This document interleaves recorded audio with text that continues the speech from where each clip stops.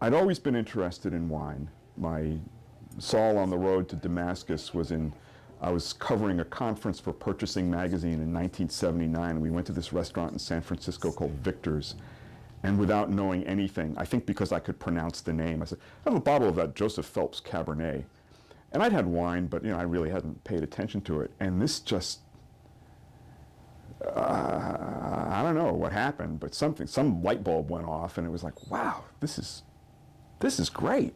So we're back in Boston, and I'm sort of halfway working for the magazine, and I thought, I want to go work in the wine business. It was a whim. I mean, it wasn't like we'd done a lot of, heavy thinking about it. What's different is that when you work in magazines and you work in that kind of that sort of information business, it's like you're never done. When I start working on a story, the story is with me, for all my waking hours. I mean, I'm always thinking about it, and especially when I've got like a bunch of things going, it's sort of got to be a little crowded in here, and it was stressful.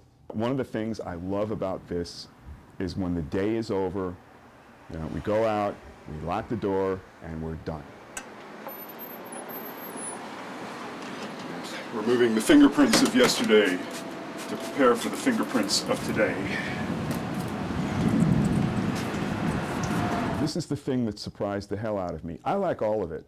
I like the whole thing. I like washing the windows. It's very, because you do it and it's done, and you can see that you did it right away. Instant gratification. In the magazine business, it's never like that.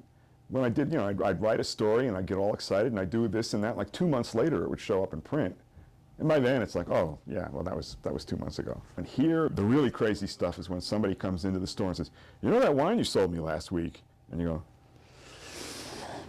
and it was really great. You go, ah.